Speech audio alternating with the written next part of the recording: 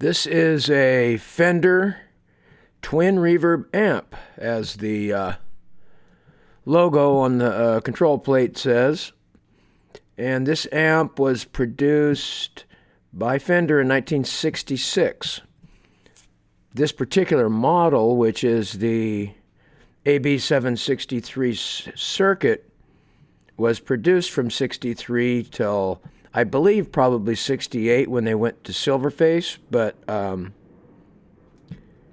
for certainly this one is an AB763. CBS took over Fender in the beginning of 1966, but they just kept right on producing amplifiers. The same people, they used the same components, same circuitry for stuff like this. So there's really no real difference between these and the pre-CBS models. Now, changes were coming, but not this early in 66. The two bright switches were added sometime during 65, I believe. This one had the serial number ground off, so you know sometime during its 70-year life it was stolen. It's been fitted with the Weber California 12s, which are a pretty good speaker. So we'll try to get a look at the tube chart, and you can see where it says Twin Reverb amp AB763. There's some numbers stamped in there. Shows the tube layout. So as you can tell, this amp has had a little bit of a rough life, and we're going to see if we can get it put back into fighting shape. Missing a preamp tube, so we know the normal channel doesn't work. Most guitar players are going to use the vibrato channel anyway. It has been recapped, and they didn't change the node resistors. I might change one of those. It's a little out of spec. I don't care that much for those gray capacitors, those ICs, but I'm going to leave them in there. They didn't ask me to do anything about that, so I'm not going to. Look at that transformer. It looks like this thing was dropped on the side or something, because that transformer is bent over. That's the output transformer. All the transformers, I checked all the numbers. They're all original. They're all date stamped in 66. So I'm told that that ink stamped number on the inside of the chassis tells you that it was tech number 22, the 28th week of 1966. That's when it was finished. So these resistors have all been changed, as well as some of the capacitors, bypass capacitors in the preamp stages. And we'll see those pretty soon. These are the brown turd caps that they used, and they're okay. They work fine. There's the little roach for the tremolo. Here's some of the cathode bypass caps that were changed. The values were not changed. They were replaced with the original values. The twin reverb amps of this era all had solid state rectification. None of them used the tube rectifiers. What we're looking at there is part of the negative grid voltage setup. Now, the reason this amp wouldn't power up is because the fuse was blown. So I replaced the fuse, and didn't take very long, and that one blew. And I noticed it was drawing a lot of current. My current limiter was lit up like about lit up the room. But you can see there that grid stopper is just broken in half. So that tube was just running away. Without negative grid voltage, this tube was pulling maximum current, which the fact that he had the right size fuse in there probably saved him a bunch of money, because if you put a 5 amp fuse in there, then you're looking at having to get a new transformer, which is probably $190–200 by itself. So I'm going to go ahead and replace that resistor, and I don't put them right down there on the real close to the tube, because it gets really hot right there. And this is one of the problems with the way that they did these, is that that particular resistor was right down there in the heat. And these tubes hang upside down the way Fender made the amps, and the heat just came right up. So it's not that uncommon to find these grid stoppers that are all discolored and burnt.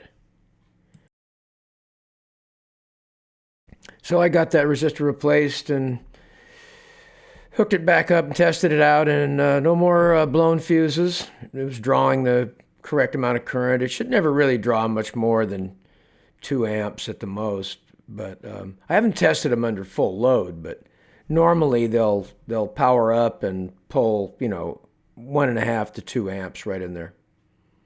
And it wasn't before, though. It was pulling close to 3, which is why I kept blowing 2.5 amp fuses.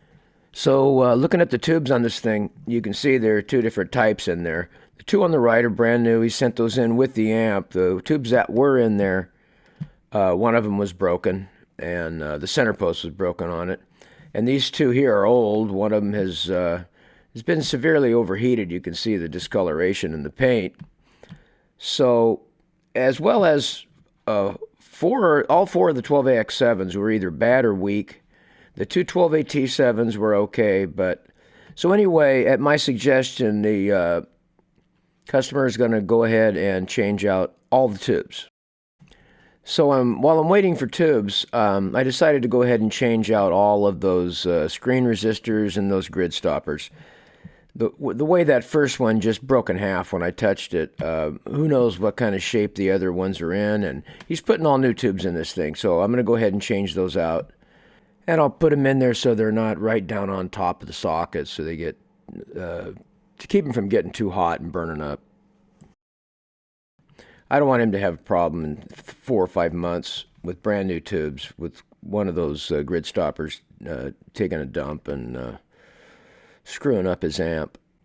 As I'm removing these resistors, I'm going to go ahead and get my solder sucker out and get rid of a bunch of the old solder that's on those tabs. So it's done. I skipped over a bunch of that because soldering in these components is tedious, and it's even more tedious to watch.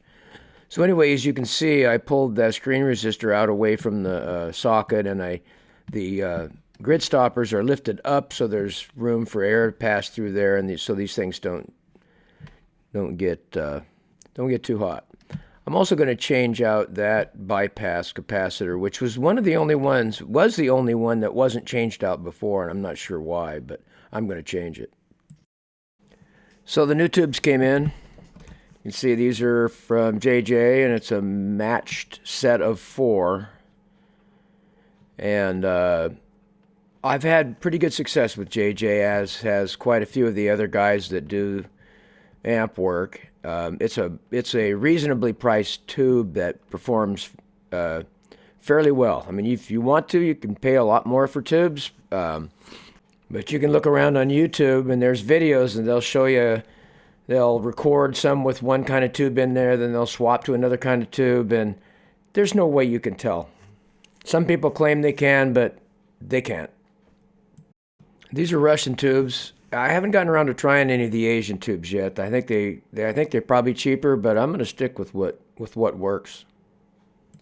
So I'm going to clean the sockets, use the old tubes, and put some contact cleaner in there and clean those sockets out. I already tightened them up a little bit. You got to use a really tiny little screwdriver and squeeze the material in there so that they make good contact when you plug the new tubes in. You really can't do that on the 9-pin on the preamp tubes. The sockets are too small, but on the octals you can get in there and tighten up where the pins go. So all 10 of the new tubes are in place, and I'm going to go ahead and check the bias, and then I will also do a sound test because I want to make sure that none of the preamp tubes are microphonic or have any other issues. So this is what I'll be doing here. So we're going to level off at about 42 milliamps on the plates, and that check the plate voltage, and we have 444 volts. So we'll go ahead and check the math and see where we are on plate dissipation, which is what we're setting and testing and setting now. So 444 volts times 0.04, well, we got 4.1 in there. That's a little over 18 watts, which is a really good spot. 21 is maximum you'd want to go on these 6L6 GCs, but the difference between 18 and 21 might be a couple of watts in overall power. And who's going to be wants to be in a room with this beast of an amp at that volume anyway? So the next thing I'm going to do is check the waveform on the oscilloscope and make sure we're not getting any crossover distortion or other funny looking things. And then we'll also check what kind of output we're getting. So we're hooked up to the scope. I've got my signal generator going in. You can see where what I have to do is you have to test these. If you're going to do this, you have to test these with a big resistor, and that's a 4 ohm resistor. And I'll put my finger out there so you can kind of see how big that resistor is. It'll handle 200 watts. So there's the oscilloscope, and we will check the waveform.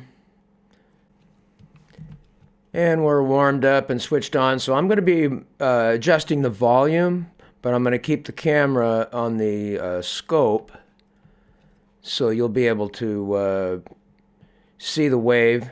So as you watch the waveform increase, the RMS voltage is also going up. And right when the wave starts to flatten off is where you want to test your voltage. So we are at 18.4 volts right there on a very nice looking sine wave. Absolutely no crossover distortion. So we'll do a little math here and find out how much power we've got coming out of this amplifier. So you take your 18.4 times 18.4 and you divide by the impedance, which is 4 ohms, and that is 84.64 watts RMS, which this amplifier is rated at 85. So I could probably go ahead and bias that up and squeeze that other half a watt out of there, but no, the closer you get towards the maximum, the shorter the lifespan of the tube. So if you're happy with it at a little bit less bias, the tubes just last longer. So that's a wrap on this one. With all new tubes and some components replaced in there, it should be ready for somebody's daily player for many more years to come. Thanks for watching.